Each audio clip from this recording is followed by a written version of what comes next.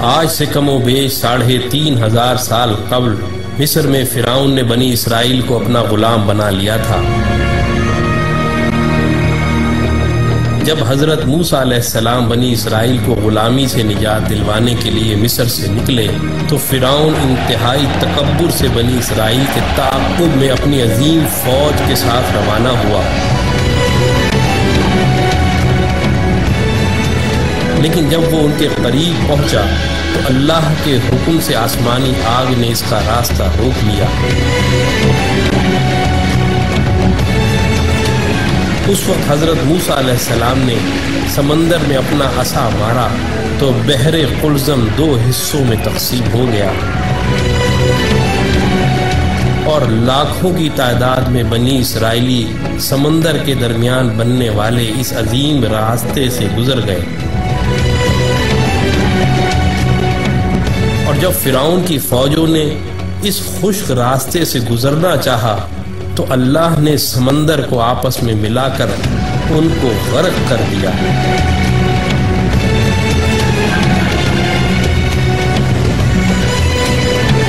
یہودیوں اور عیسائیوں کے عقیدے کے مطابق فرعون کی تمام فوج تو غرق ہو گئی تھی، لیکن فرعون کنارے پر ہونے کی وجہ سے ڈوبنے سے بچ گیا تھا اور بعد میں وہ اپنی طبعی موت مرا تھا۔ 1898 میں مصر کی مشہور کنگز ویلی دریافت ہوئی، جہاں مختلف مقبروں میں فرعون سمیت دیگر کئی بادشاہوں کی حنوط شدہ لاشیں دریافت ہوئیں۔ اس دریافت کے 83 سال بعد 1981 میں جب فرعون کی ممی خراب ہونے لگی تو اس وقت کی مصری حکومت نے فرانس سے درخواست کی کہ وہ فرعون کی ممی کو نہ صرف خراب ہونے سے محفوظ کرے بلکہ اس کی موت کی اصل وجہ بھی معلوم کرے۔ جب فرعون کی ممی کو ایئرپورٹ پر لایا گیا تو فرانسیسی صدر متران سمیت تمام وزراء، افواج کے کمانڈروں اور فوجی دستوں نے فرعون کی ممی کو اس طرح سلامی دی جیسے ایک عظیم بادشاہ کو دی جاتی ہے۔ اس کے بعد فرعون کی ممی کو ماہر ڈاکٹروں کی ٹیم کے حوالے کیا گیا جس کے سربراہ ڈاکٹر مورس بوکائے تھے۔ ممی کے مائکروسکوپک ٹیسٹوں سے پتہ چلا کہ فرعون کی لاش پر سمندری نمک کے ذرات موجود ہیں، جو اس بات کا واضح ثبوت تھا کہ فرعون اپنی طبعی موت مرنے کے بجائے سمندر میں ڈوب کر مرا تھا، جس کے فوراً بعد اس کی لاش کو سمندر سے نکال کر حنوط کر دیا گیا تھا۔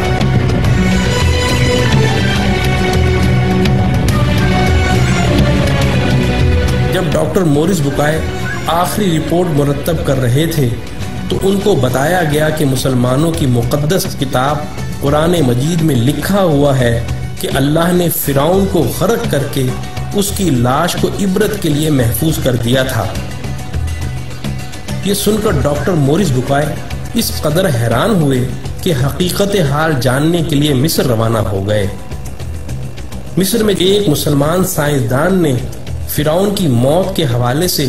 قرآن کی درج ذیل آیات ان کو پڑھ کر سنائیں، اور ہم نے بنی اسرائیل کو سمندر پار کر دیا تو فرعون اور اس کے لشکر نے سرکشی اور تعدی سے ان کا تعاقب کیا، یہاں تک کہ جب وہ سمندر میں ڈوبنے لگا تو کہنے لگا کہ میں اس خدا پر ایمان لاتا ہوں جس پر بنی اسرائیل ایمان لائے ہیں۔ اللہ نے فرمایا تو اب ایمان لاتا ہے حالانکہ تو پہلے نافرمانی کرتا رہا اور مفسد بنا رہا، تو آج ہم تیرے بدن کو سمندر سے نکال کر محفوظ کر لیں گے تاکہ تو بعد کے لوگوں کے لیے عبرت بن جائے۔ ان آیات کو سن کر انتہائی حیرت کے عالم میں ڈاکٹر مورس بوکائے کہنے لگے، قرآن کا نزول فرعون کی موت کے 2000 سال بعد ہوا، اور اس وقت اور آج تک کوئی فرعون کی ممی کے بارے میں نہیں جانتا تھا، لیکن قرآن نے اس کے بارے میں جو پیشن گوئی کی تھی وہ آج نزول قرآن کے 1400 سال بعد فرانس میں ممی کے مائکروسکوپک ٹیسٹوں سے سچ ثابت ہو گئی ہے۔ تو بھائیو، ایسا قرآن کسی انسان کا کلام تو ہو ہی نہیں سکتا۔ یقیناً یہ اللہ کا کلام ہے۔ یہ کہہ کر انہوں نے بھرے مجمع میں کلمہ پڑھ کر اپنے مسلمان ہونے کا اعلان کیا۔ یہی وہ ڈاکٹر مورس بکائے ہیں جن کی مشہور زمانہ کتاب قرآن، بائبل اور سائنس نے آج پوری دنیا میں تہلکہ مچایا ہوا